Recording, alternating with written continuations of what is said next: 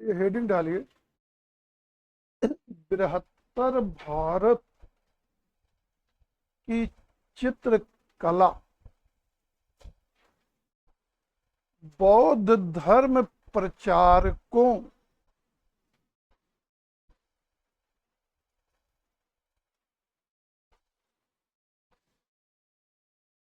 ने अपने धर्म के प्रचार हेतु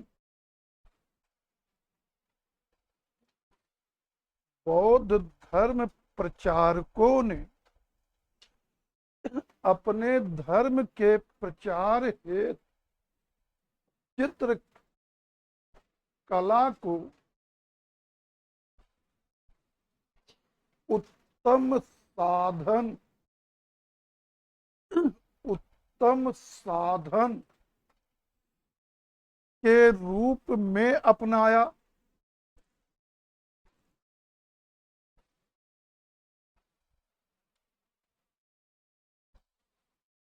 वे जहां भी गए अपने साथ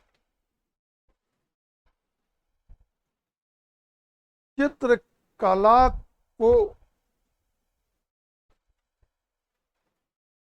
भी लेकर गए,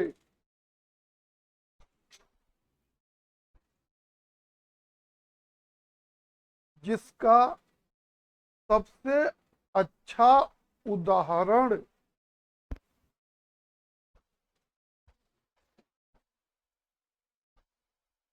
सबसे अच्छा उदाहरण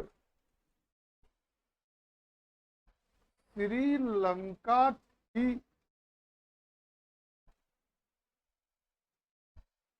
सिगिरिया की गुफाएं हैं।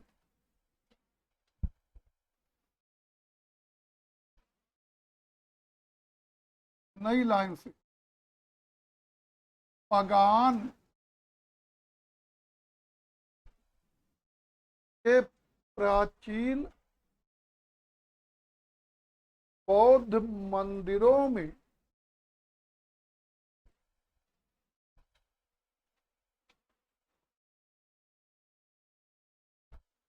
बौद्ध जातकों के चित्र प्राप्त हुए हैं।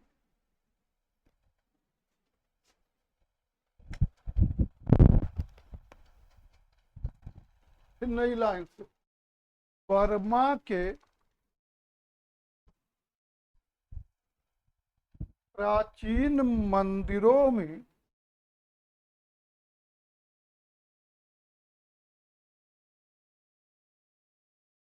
तंत्र मंत्र पर आधारित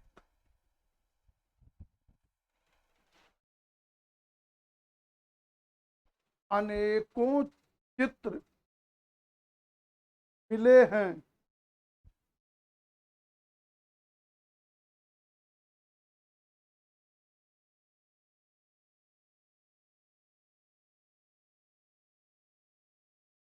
तुसित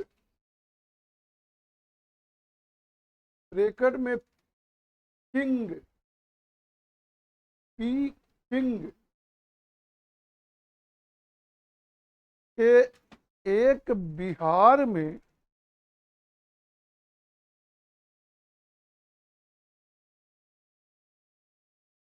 500 बौद्ध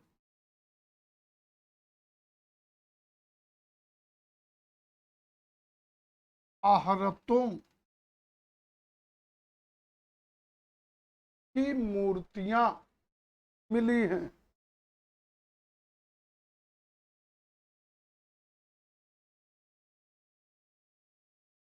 जिनमें बुद्ध के आध्यात्मिक रूपों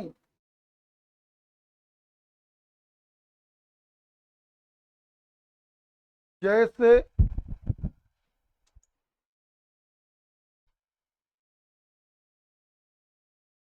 बोधिसत्व अवलोकितेश्वर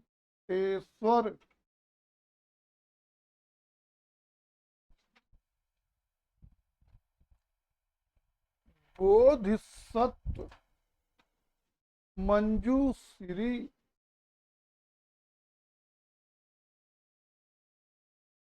की मूर्तियां भी प्राप्त हुई हैं।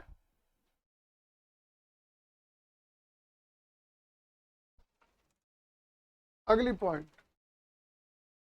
8वीं सदी ईसवी में बने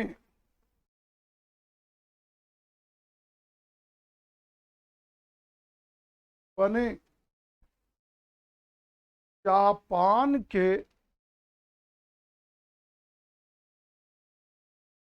गोरउजी अथवा तेरजी मंदिर की भित्तियों पर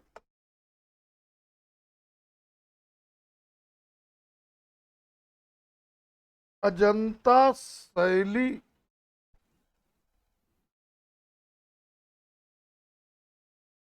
में की गई चित्रकारी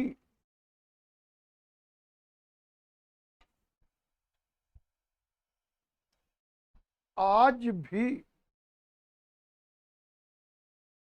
सुरक्षित है।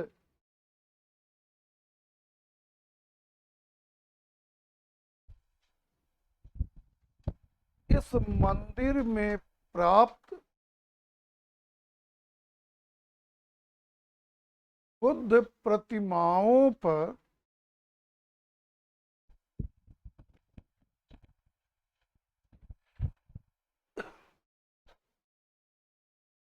गांधार शैली का प्रभाव प्रभाव आज भी सुरक्षित है।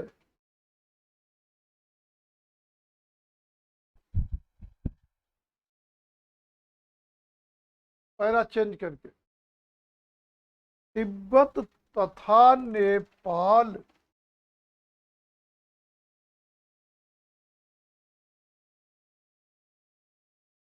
के मंदिरों में प्राप्त खानका नामक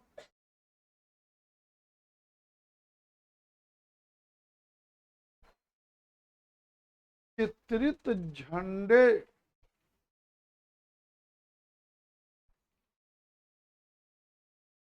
भारतीय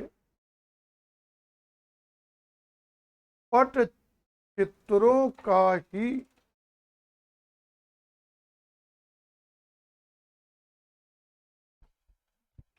एक रूप है।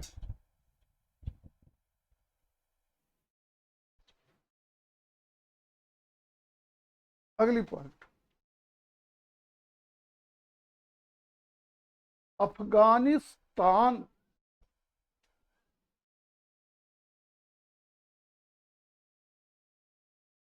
में स्थित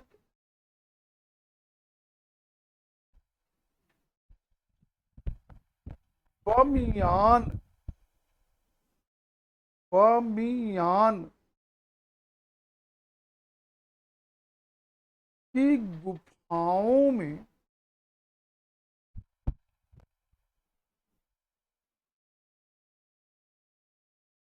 गुफाओं में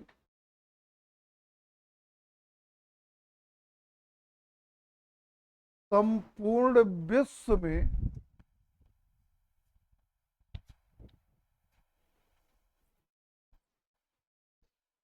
तैल रंग चित्रण का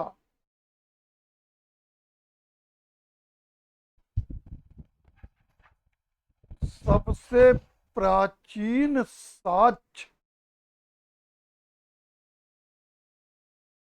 प्राप्त हुआ है।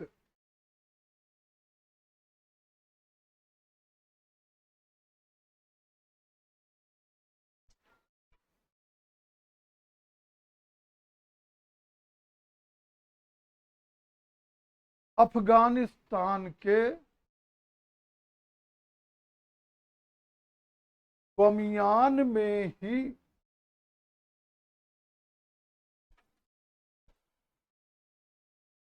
ऐतिहासिक दृष्टि से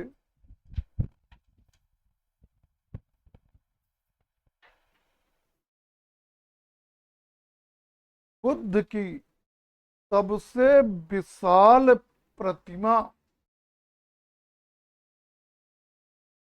पाई गई है।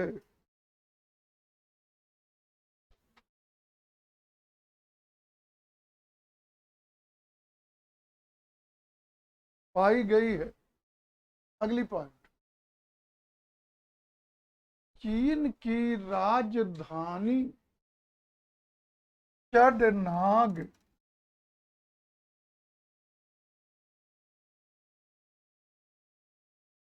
में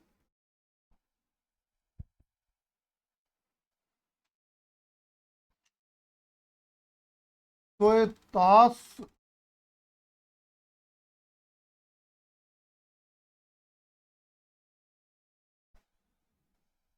बौद्ध विहार है।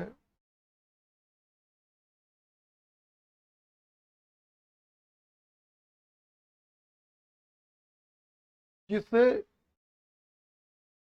भारतीय धर्म प्रचारकों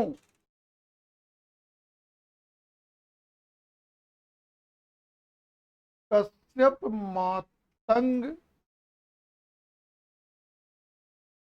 प्रचारकों कश्यप मातंग और धर्म रत्न के द्वारा, धर्म रत्न या रत्न अच्छा लग रहा हो, धर्म रत्न के द्वारा बनवाया गया था।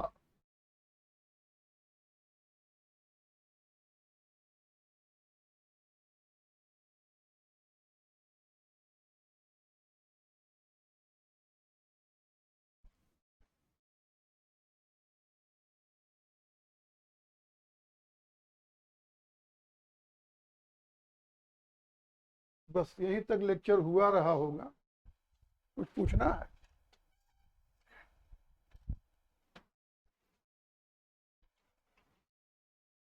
यहां तक जो हम लोग देखे, ये चीजें सिलेबस में नहीं थी और अब हम लोग सिलेबस देखने चल रहे हैं। हेडिंग वही रहेगी, पूर्व मध्यकालीन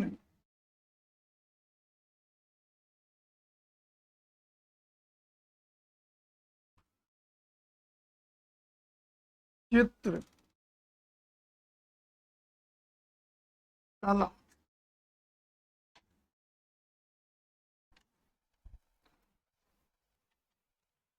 आप देखेंगे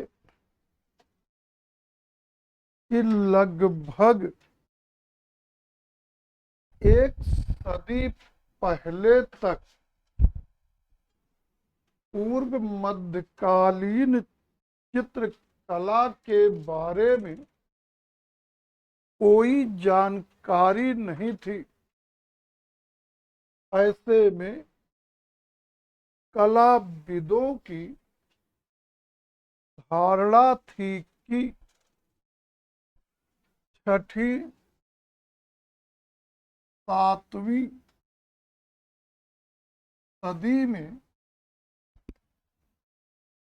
अजंता शैली के पतन के बाद से लेकर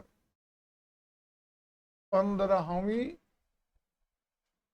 16वीं सदी में राजस्थानी शैली के उदय के पहले का जो लगभग 1000 वर्ष का समय है। छठी सातवीं में अजंता के पतन के बाद से आगे 15वीं 16वीं में राजस्थानी शैली के उदय के मध्य में जो ये लगभग 1000 वर्ष का समय है, ये चित्रकला की दृष्टि से पतन काल है। इस काल से संबंधित कलाकृतियां बहुत कम मिलती हैं, और जो मिलती भी हैं वो निम्न कोटि की हैं, और इसीलिए इस चरण को चित्रकला के पतन काल या अंधकार युग के रूप में जाना जाता था।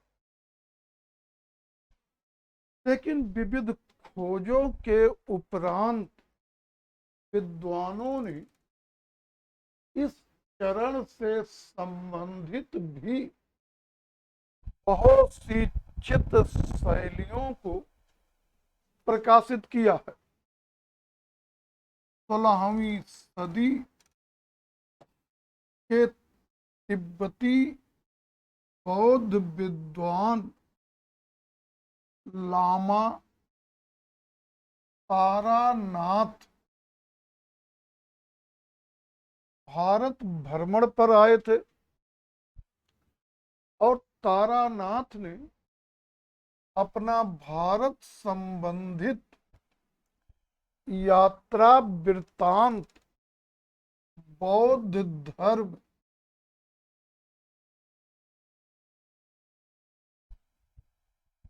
के नाम से बौद्ध धर्म का इतिहास नाम से लिखे हैं। तारानाथ के इस यात्रा वृत्तांत को आधार बनाकर कलाविदों ने इस काल से संबंधित भी बहुत सी चित्र शैलियों को प्रकाशित किया। पाल शैली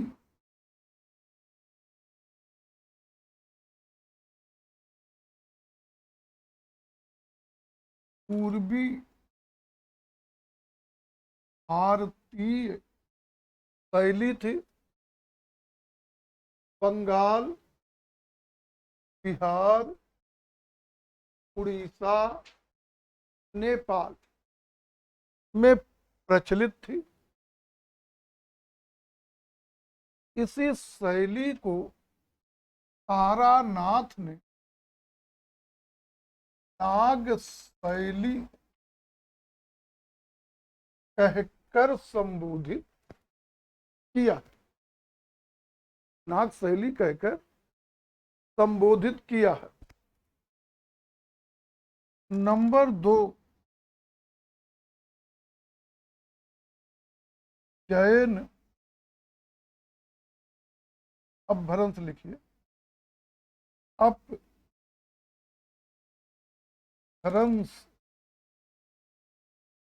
शैली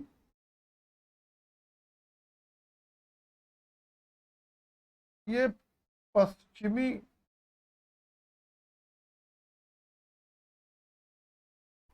भारतीय शैली थी।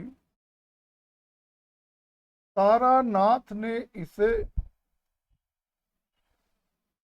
यक्ष शैली कहकर संबोधित किया है। विविध विद्वानों ने इसे पश्चिमी भारतीय शैली, गुजरात शैली, जैन शैली, अपभ्रंश शैली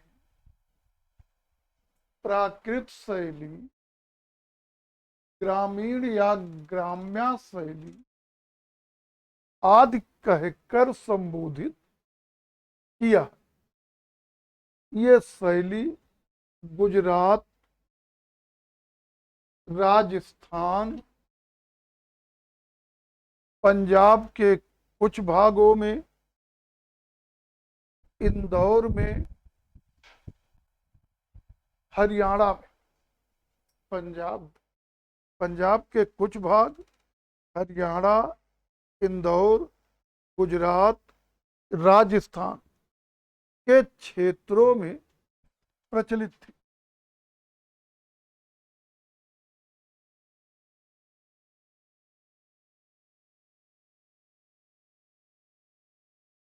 मध्य देशीय शैली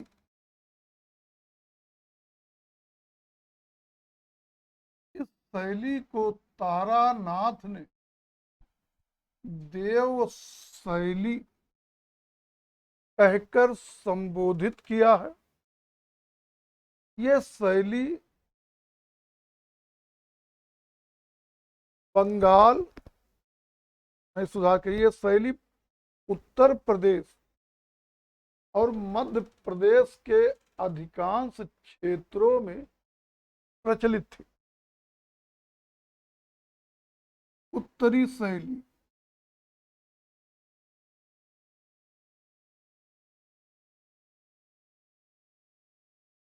या कश्मीरी शैली, ये शैली कश्मीर, तिब्बत, हिमाचल, पंजाब, दिल्ली, कश्मीर, तिब्बत, हिमाचल, पंजाब, दिल्ली के क्षेत्रों में प्रचलित थी।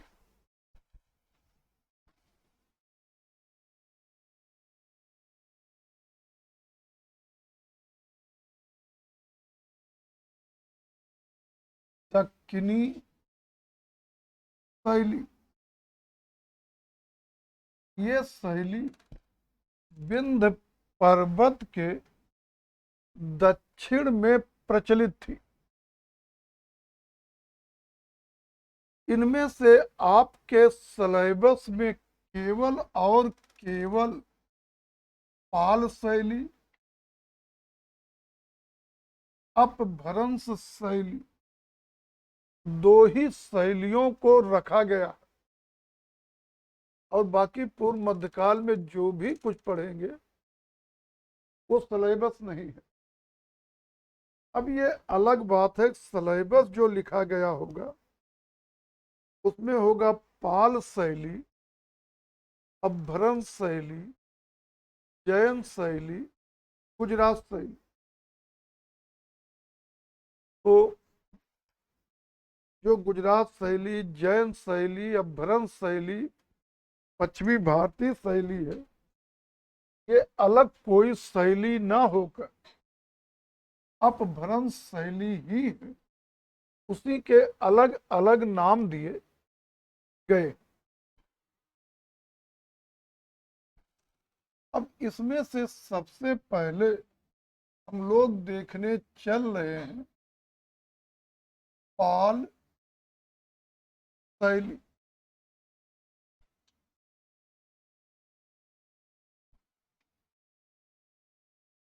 पाल शैली पूर्वी भारतीय शैली थी। इसका उदय और विकास बंगाल बिहार पर शासन करने वाले पाल वंश के शासकों के संरक्षण में हुआ। इसीलिए इसे पाल शैली कहकर संबोधित किया गया। पूर्वी भारत में बंगाल, बिहार, उड़ीसा के क्षेत्रों में थी, इसलिए पूर्वी शैली कहा गया। और इसी को तारानाथ ने नाग शैली कहकर संबोधित किया। इस शैली का उदय 9वीं सदी ईस्वी में हुआ। और इस शैली के अंतर्गत चित्र 10वीं से लेके 12वीं 13वीं सदी ईस्वी के मध्य में बनाए गए। आगे जानेंगे बंगाल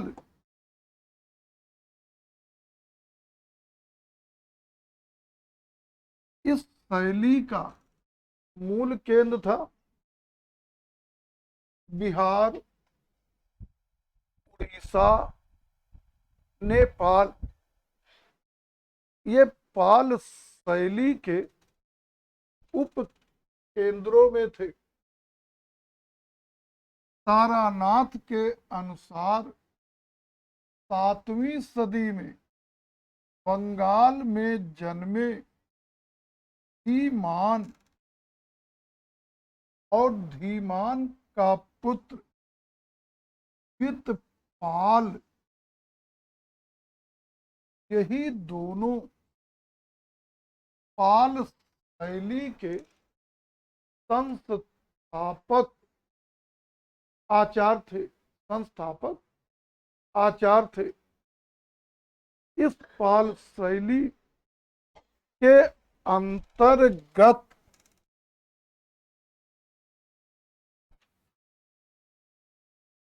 ज्यादातर महायान, बौद्ध धर्म से संबंधित पोथियां चित्रित की गई हैं, और वो भी अधिकतम 2 दर्जन, अर्थात लगभग 24 पोथियां ही चित्रित की गई थी। इनमें भी उपलब्ध और प्रमुख पोथियां कुछ ही हैं। ये हैं प्रज्ञा पारमिता शास्त्र,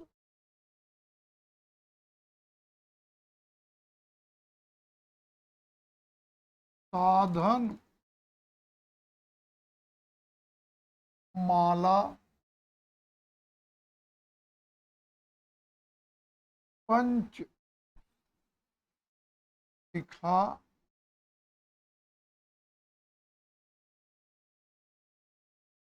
करण देव गुहा, प्रज्ञा पारमिता शास्त्र, संधमाला पर गंध व्यूह,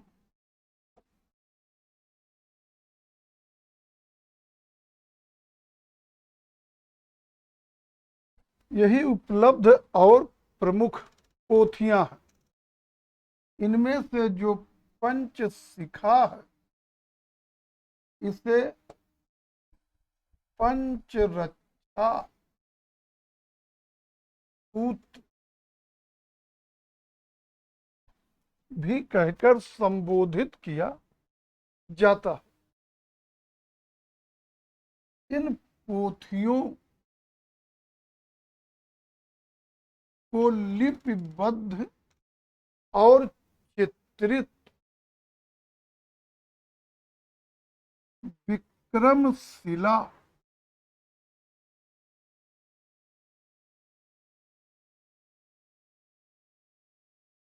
और नालंदा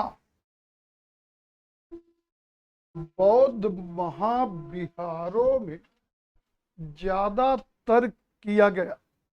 मतलब अधिकांश पोथियां ही बौद्ध विहारों में लिपिबद्ध और चित्रित की गई।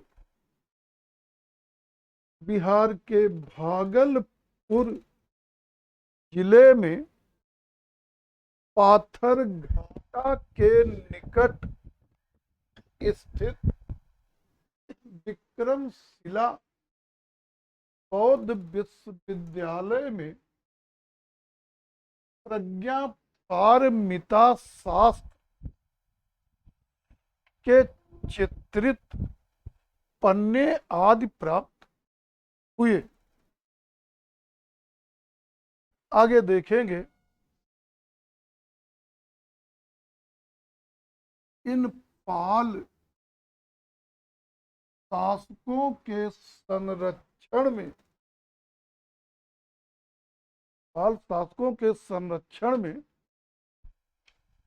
जो साहित्य, संगीत, कला की प्रगति हुई, उसका मूल केंद्र पाल शासकों की राजधानी गौड़ रहा। इसीलिए पालों के संरक्षण में हुई साहित्य, संगीत और कला की प्रगति को गौड़ीय रीत कहकर संबोधित किया जाता है। गौड़ीय रीत कहकर संबोधित किया जाता है। अब हम लोग देखेंगे पाल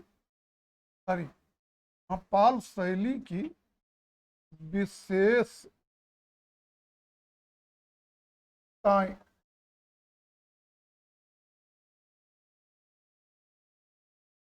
इसके पहले देख लेंगे एक क्वेश्चन कहाँ कहाँ से बनेंगे। एक तो यही पाल शैली थी, पूर्वी भारतीय शैली थी। तारानाथ ने इसे क्या कहा है? नाग शैली। एक क्वेश्चन यहां से बना, पाल शैली का उदय किस सदी में हुआ? 9वीं सदी में। एक क्वेश्चन फिर यहां से बनेगा, पाल शैली के अंतर्गत महायान बौद्ध पोथियां चित्रित की गई 10वीं से लेके 12वीं 13वीं सदी के मध्य में। अगला यहां से बनेगा, पाल शैली का मूल केंद्र था बंगाल और साथ ही उसके उपकेंद्रों को जानना है कि बिहार, उड़ीसा, नेपाल भी इसके केंद्रों में थे। तो इस तरह से निगेटिव क्वेश्चन बना देंगे कि निम्न में कौन पाल शैली का केंद्र नहीं था। तो ये चारों केंद्र हैं, इससे बाहर का जो विकल्प रहेगा वही निगलेक्ट होगा। पाल शैली के संस्थापक आचार्य कौन थे? ईमान और बितपाल। इसके बाद ये तो जानते हैं पाल शैली में ज्यादातर चित्रित किया गया है महायान बौद्ध धर्म की पोथियों को। संख्या वगैरह नहीं पूछेंगे। फिर यहां से क्वेश्चन बनेगा कि पाल शैली में चित्रित पुस्तक कौन है, कौन नहीं है। इनमें से एक पॉइंट्स ये भी प्लस जानते रहिएगा कि पाल शैली में चित्रित सबसे प्रचित्रित उपलब्ध सबसे प्राचीन और प्रमुख पोथी है प्रज्ञा पारमिता शास्त्र। महायान बौद्ध पोथियों का चित्रण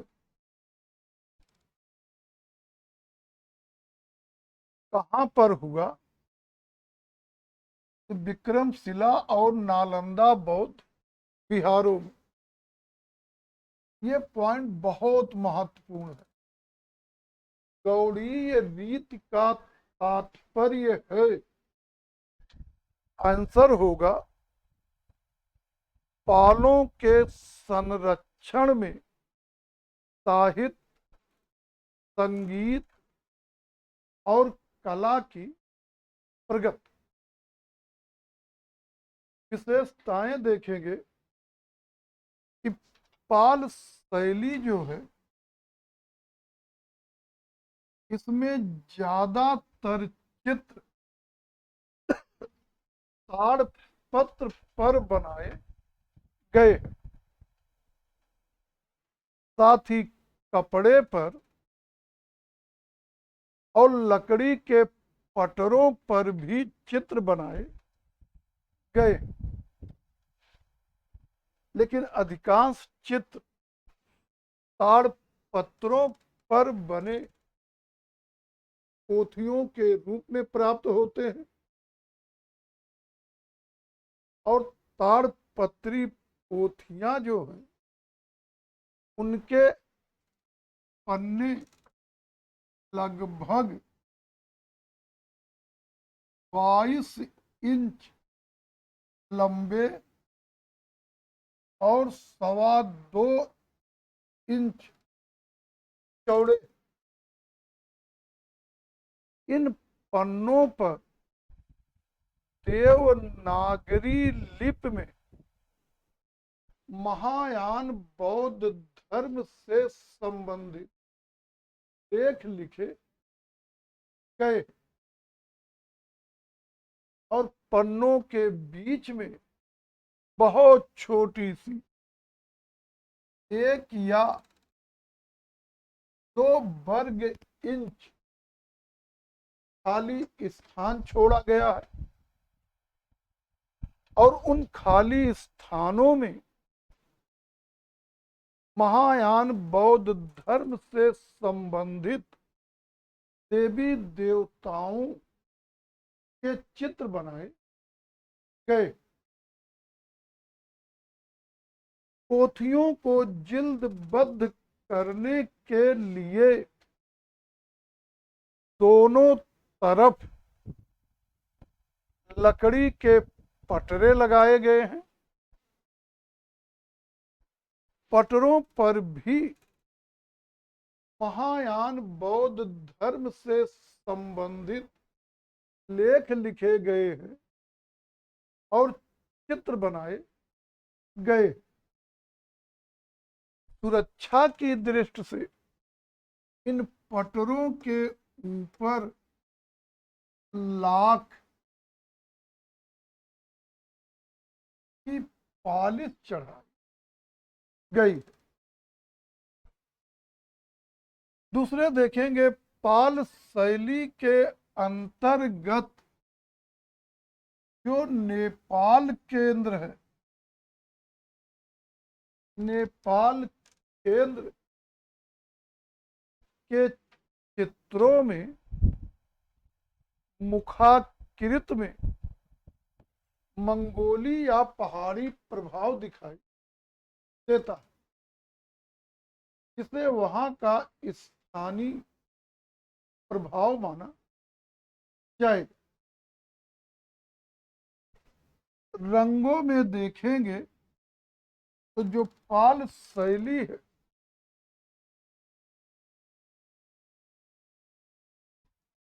इसमें परंपरागत लाल, पीला, नीला, साथ ही काला और सफेद, ये 5 मुख्य रंग, इसके अतिरिक्त हरा, बैगनी, गुलाबी ये 4 विस्तृत रंग प्रयोग किए गए। लाल, पीला, नीला, काला और सफेद, ये 5 मुख्य रंग, प्लस हरा, गुलाबी, बैगनी, ऑक्साइड, ये 4 मिश्रित रंग प्रयोग हुए। साथ ही इस शैली के नेपाल केंद्र के चित्रों में सोने चांदी के रंगों का भी खूब प्रयोग हुआ। इन रंगों में से एक नाम हमने लिया ऑक्साई रंग। ऑक्साई रंग ऑक्सा पक्षी, ऑक्सा पक्षी, जिसे आप पेडुकी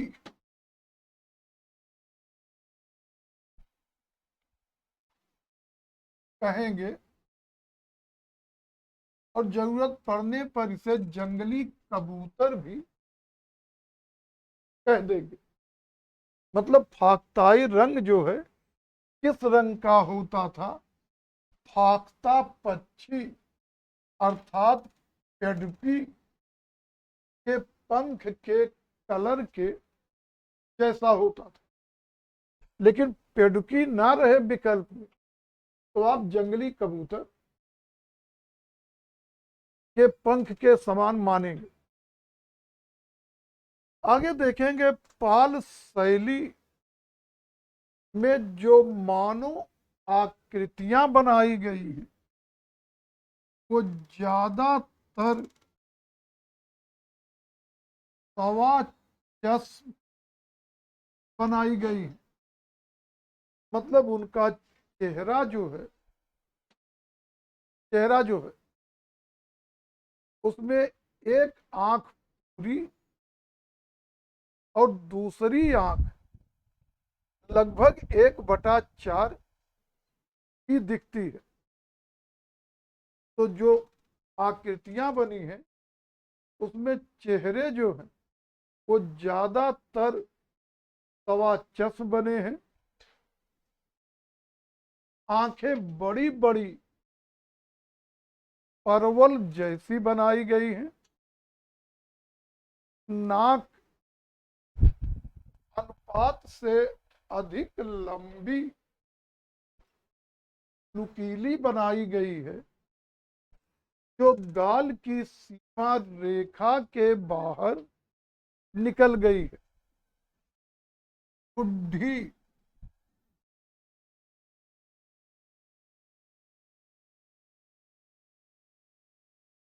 बुद्धि मतलब दाढ़ी, ये पोर्शन छोटी चपटी आम की गुठली की भांति बनाई गई।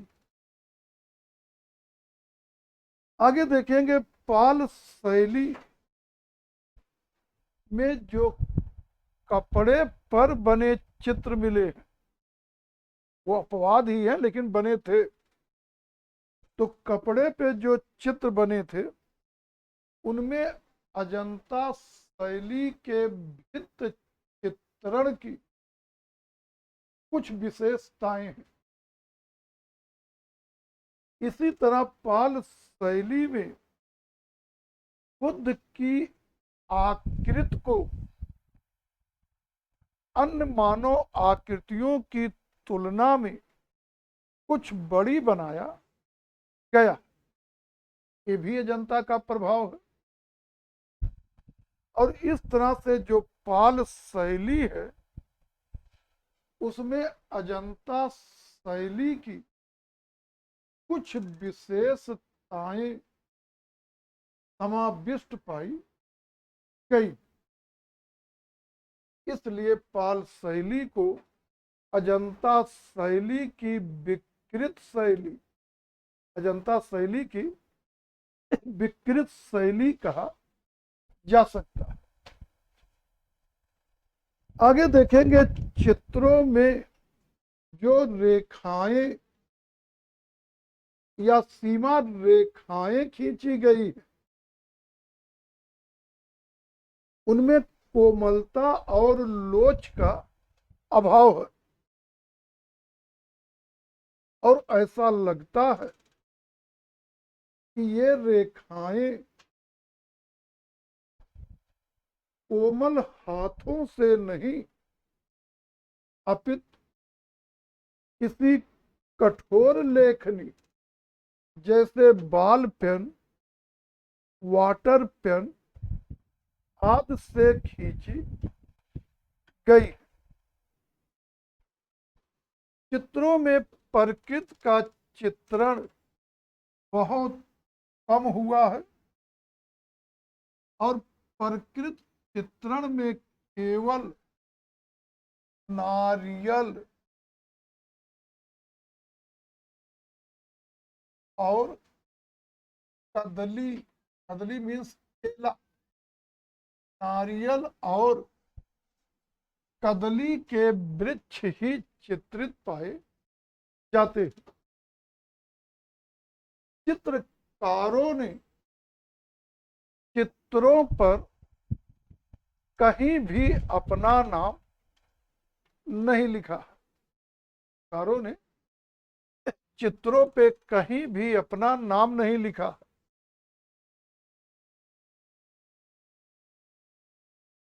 और भारतीय चित्रकला में लघु चित्रण की शुरुआत इसी पाल शैली से माना जाता है। दूसरे देखेंगे कि जो पाल शैली है, इसमें जो चित्र बने हैं वो महायान बौद्ध पोथियों से संबंधित है।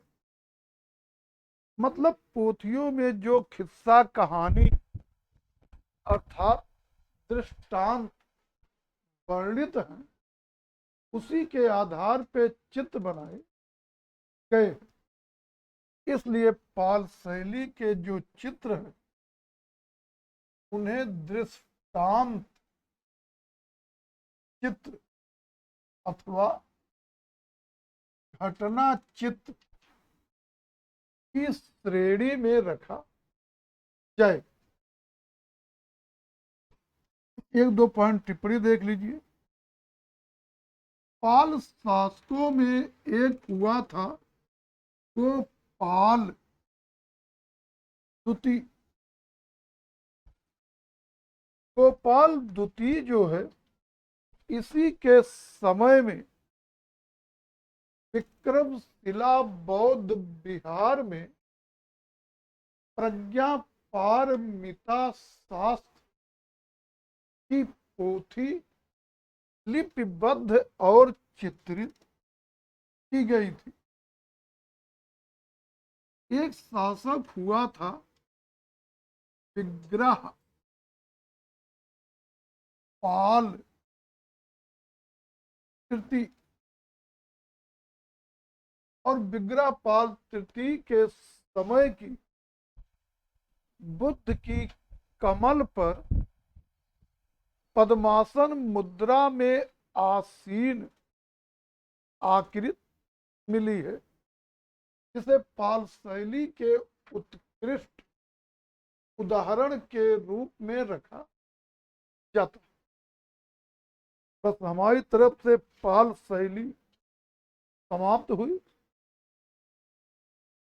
कोई चीज किसी पूछना हो या कहीं कोई कंफ्यूजन हो तो क्लियर कर लीजिए। शैली आप बता रहे, शैली सिलेबस में है, एक क्वेश्चन जनरली आता है। आप बोलिए। गोपाल पाल द्वितीय, बोलिए शंका क्या है तो फिर बताए। गोपाल पढ़ी थी, किताब में नहीं, गाइड में पढ़ी। गोपाल जो है, ये पोथी का समय क्या है ये तो आपको लगभग मालूम ही होगा। लगभग कब की है? क्या चीज? जब पाल शैली का उदय ही 9वीं सदी में हो रहा तो 700 क्या होता? 800 नहीं होगा। चित्र बन रहे हैं 10वीं से 12वीं 13वीं के भी, तो 10वीं पहले हो ही नहीं सकता। चित्र जो उदय हो रहा 9वीं में, लेकिन इसके चित्र जो बने हैं वो 10वीं से 12वीं 13वीं के बीच, तो इसके पहले का चित्र पाल शैली में संभव है नहीं। वो अलग है, तारानाथ हो तो अपना खिस्सा कहानी कह डाले हैं, प्राचीनता खींच ले जाएंगे 3री सदी ईस्वी तक, जब नाग शैली कहेंगे। लेकिन चित्र 10वीं 12वीं 13वीं के बीच में बने, इसलिए इसके पहले का हो ही नहीं सकता। और जो गोपाल है, गोपाल या गोपाल पाल लिखिए, कोई दिक्कत नहीं है, इसी ने 750 ईस्वी में पाल राजवंश की स्थापना की, और इसलिए गोपाल प्रथम संभव ही नहीं, ये गोपाल द्वितीय रहे। कुछ भी और पूछना है कहीं? दो ही जगह पढ़ी होंगी, या तो गाइड में या यूथ की व्याख्या में।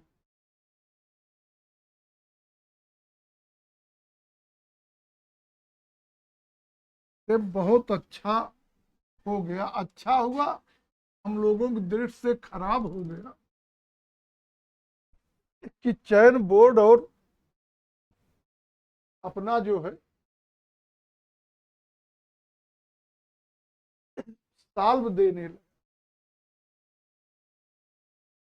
नहीं तो ये यूथ वगैरह पढ़ते पढ़ते थक जाते, उनका कभी सिलेक्शन नहीं हो।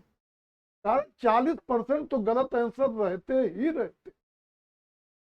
या 2017 वाले पेपर के पहले के साल पढ़िए, अधिकांश गलत ही होंगे। वो तो चयन बोर्ड देने लगा, इसलिए उन लोगों के साल थोड़ा ठीक रहते हैं। और व्याख्या जो देंगे, काम की चीज तो होती है कुछ जानकारी, लेकिन उस क्वेश्चन से, जो क्वेश्चन होता उससे उसका कुछ भी लेना देना नहीं होता, बस फालतू का आगे पीछे की इतिहास लिख देते। चलिए, किसी का और कुछ पूछना है कहीं?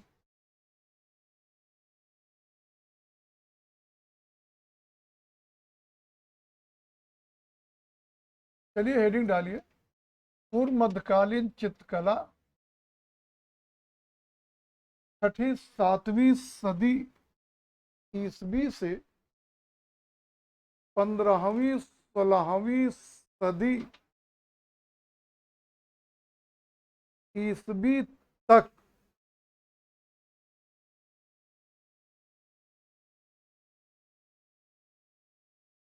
प्रेस करके लिखिए, लगभग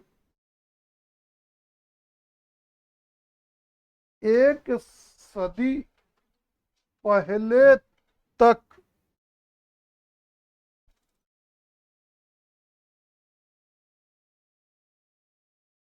पूर्व मध्यकालीन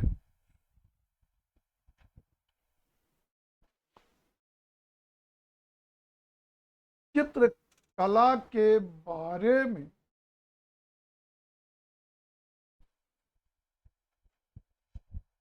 कोई जानकारी नहीं थी।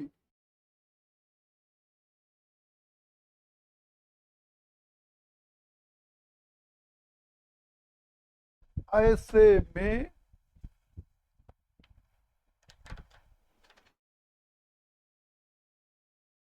कलाविदों की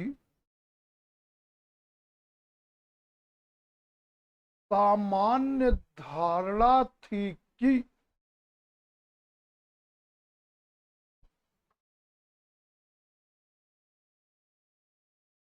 6ठी 7वीं सदी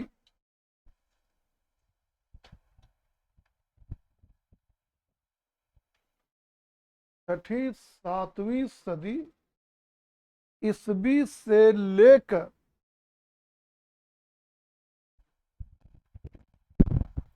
15वीं 16वीं सदी ईस्वी तक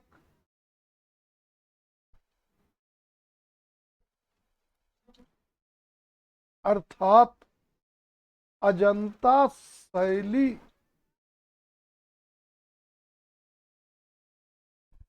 के पतन के बाद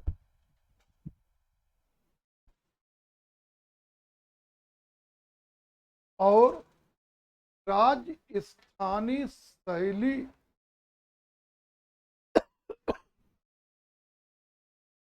के उदय के पहले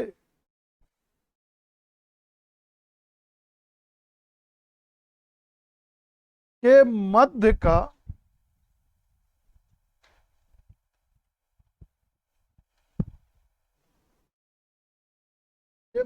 लगभग मध्य का लगभग 1000 वर्ष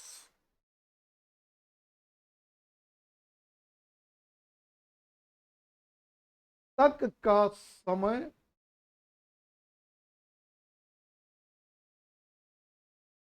चित्रकला की दृष्टि से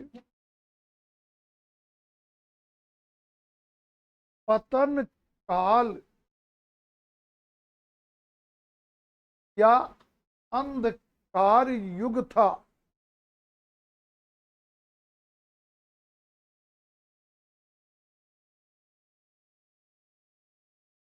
किंतु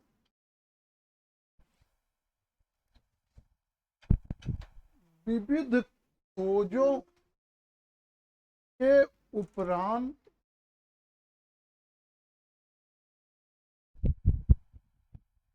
कलाविदों ने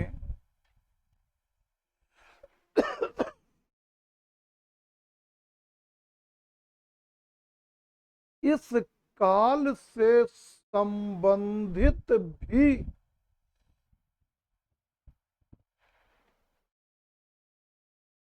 बहुत सी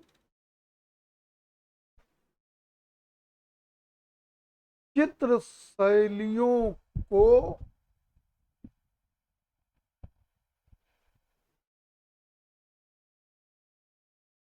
प्रकाशित किया है।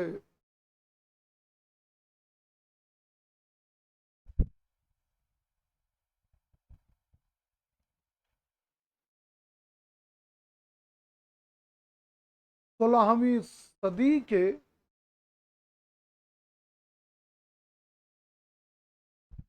तिब्बती बौद्ध विद्वान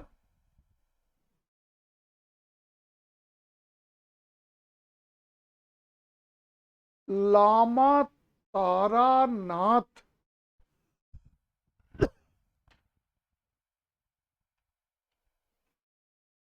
ने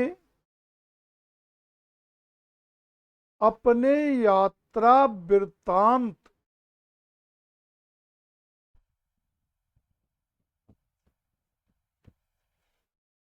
ब्रैकेट में बौद्ध धर्म का इतिहास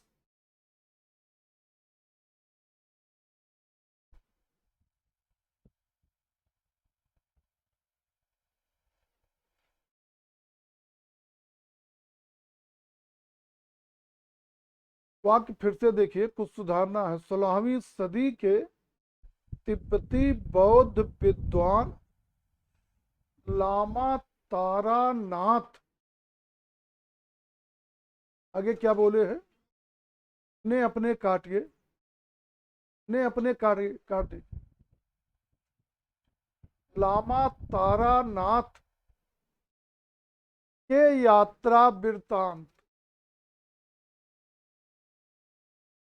ब्रैकेट में बौद्ध धर्म का इतिहास ब्रैकेट बंद को आधार बनाकर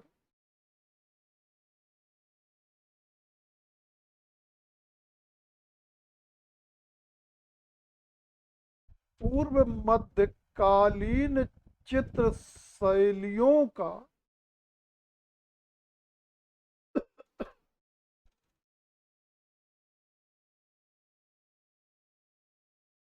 निम्न वर्गीकरण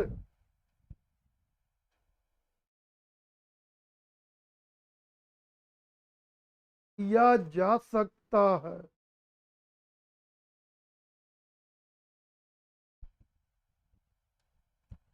निम्न वर्गीकरण किया जा सकता है।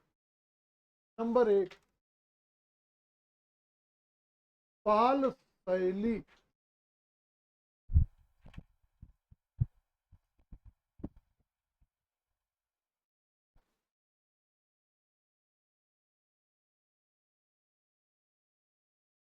इसका विकास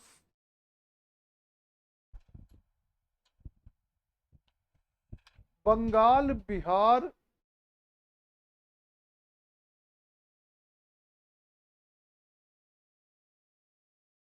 पर शासन करने वाले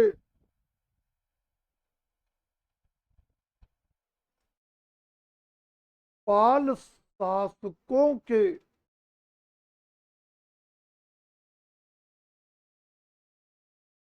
संरक्षण में हुआ।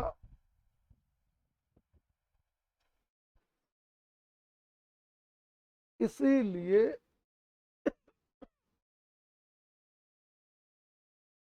इसे पाल शैली नाम दिया गया।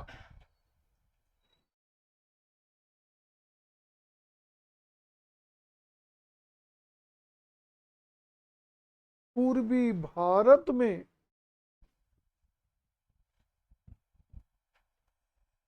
प्रचलित होने के कारण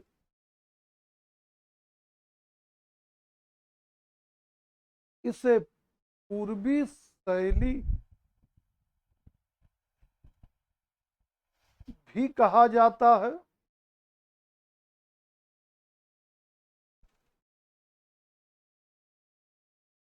तारानाथ ने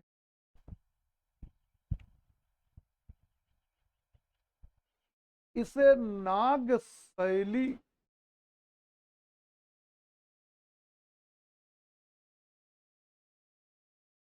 कहकर संबोधित किया है।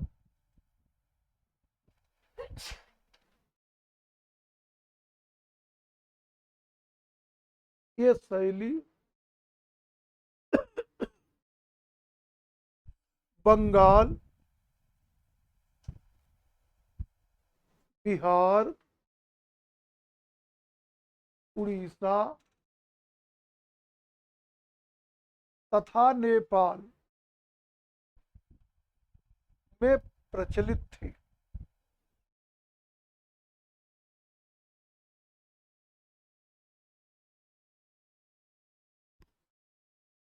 नंबर 2, अपभ्रंश शैली।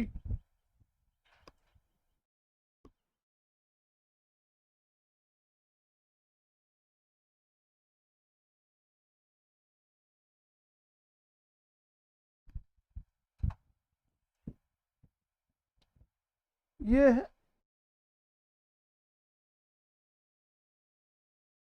पश्चिमी भारतीय शैली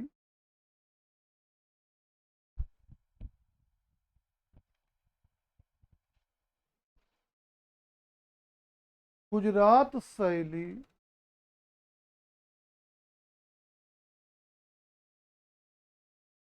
जैन शैली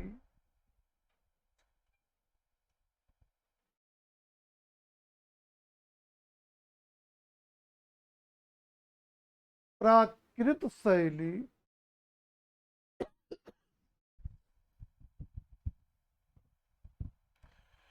ग्रामीण या ग्राम्या शैली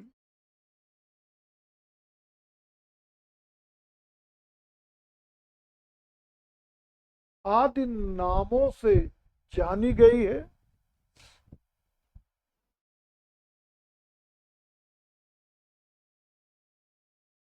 तारानाथ ने इसे यक्ष शैली कहकर संबोधित किया है।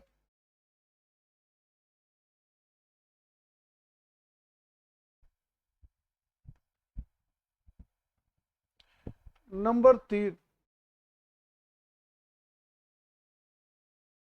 मध्य देशीय शैली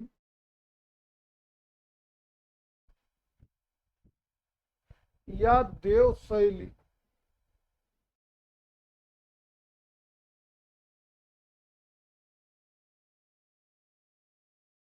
यह मध्य प्रदेश और उत्तर प्रदेश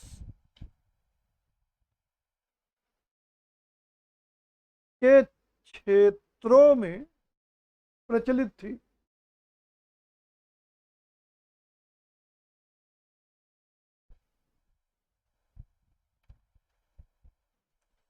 अगला, उत्तरी शैली या कश्मीरी शैली।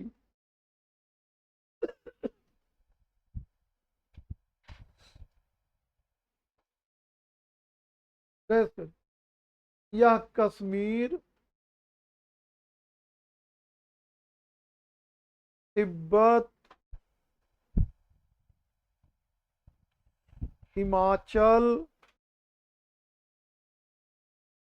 पंजाब, दिल्ली में प्रचलित थी। तिब्बत, कश्मीर, हिमाचल, पंजाब, दिल्ली में प्रचलित थी।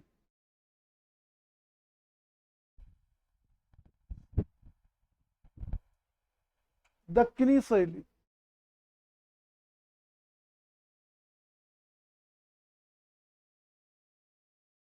यह विंध्य के दक्षिण में प्रचलित थी।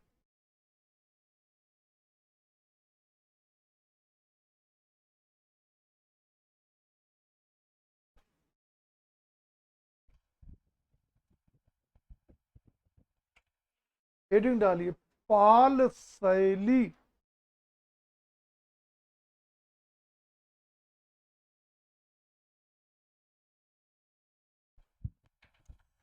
पाल शैली का उदय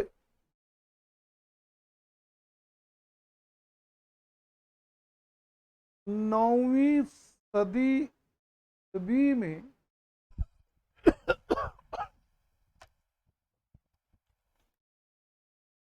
पूर्वी भारत में हुआ।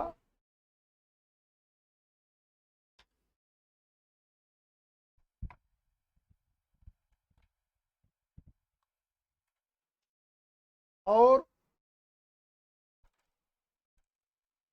इसके अंतर्गत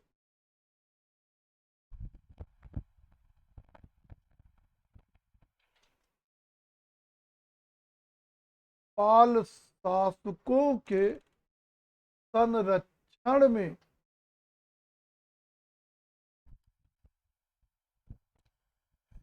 दसवीं से लेकर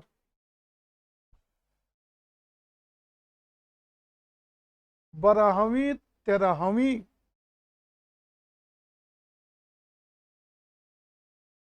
सदी ईस्वी के मध्य चित्र बनाए गए। के मध्य चित्र बनाए गए।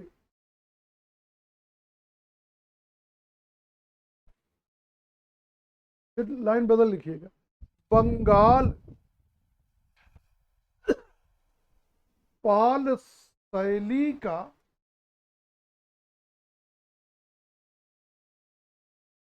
मूल केंद्र था।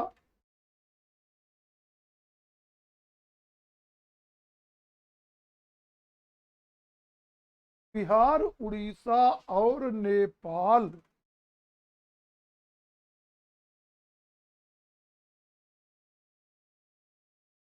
इस शैली के उप केंद्रों में थे।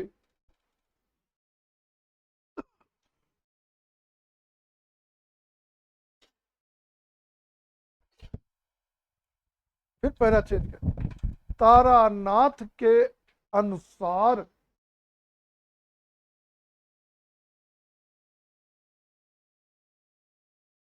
इस शैली के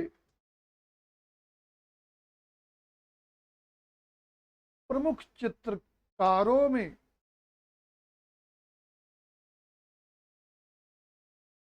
ईमान और उसके पुत्र वित्तपाल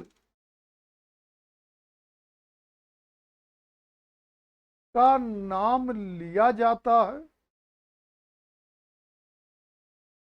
ईमान और उसके पुत्र वित्तपाल का नाम लिया जाता है और इन्हीं दोनों को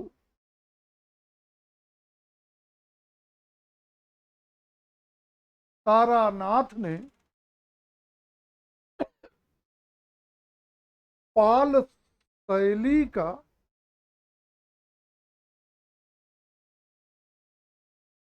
संस्थापक आचार्य माना है।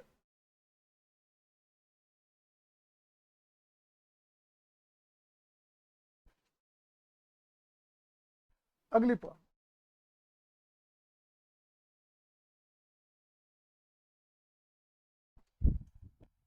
पाल शैली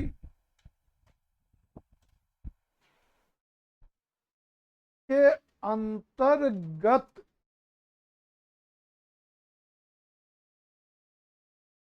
लगभग 2 दर्जन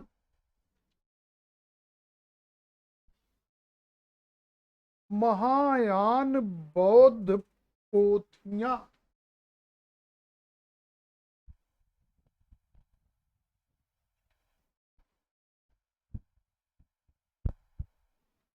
लिपिबद्ध और चित्रित की गई,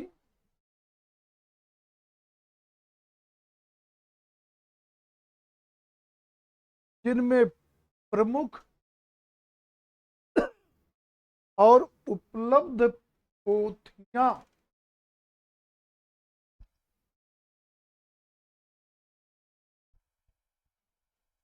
लगभग 2 दर्जन पोथियां चित्रित की गई, जिनमें प्रमुख और उपलब्ध पोथियां निम्न है।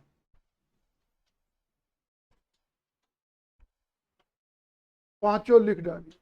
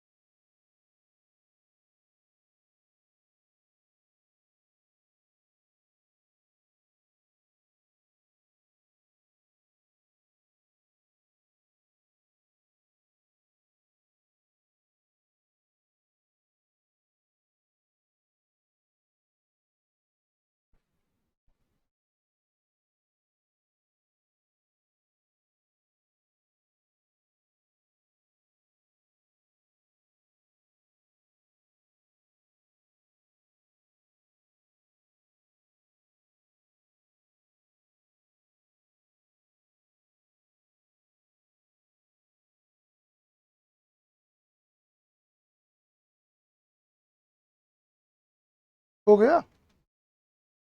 नए पैरास लिखिए। इनमें से अधिकांश पोथियां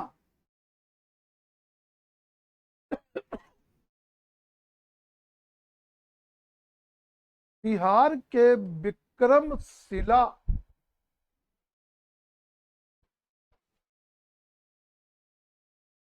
और नालंदा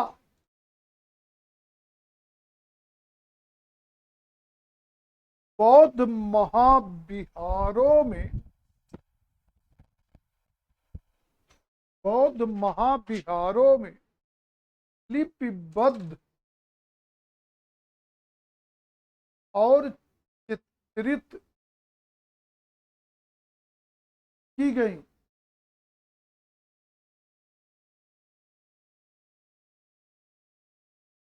इन विहारों से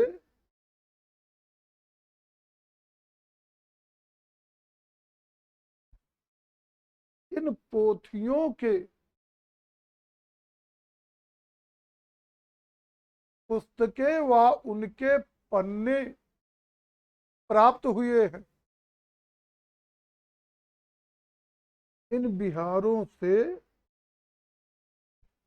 आगे क्या शब्द बोले थे? इन इन पोथियों के पन्ने व पुस्तकें प्राप्त हुई हैं। फिर नई लाइन,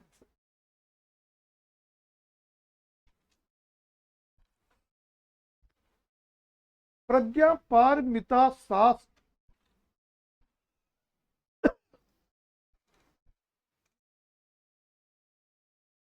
पाल शैली में चित्रित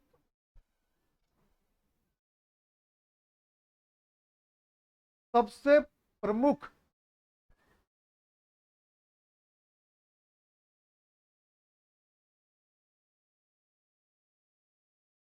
और प्राचीन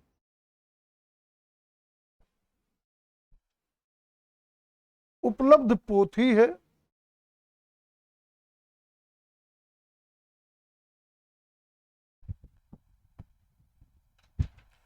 पाल शासक गोपाल द्वितीय के समय में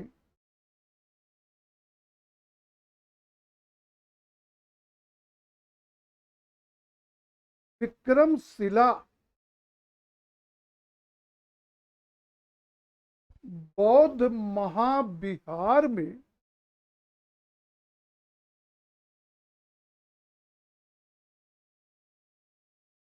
प्रज्ञा पारमिता शास्त्र की पोथी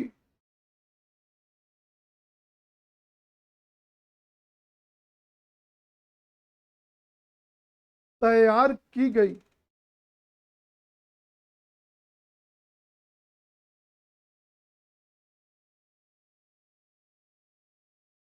हेडिंग डालिए, पाल शैली की विशेषताएं।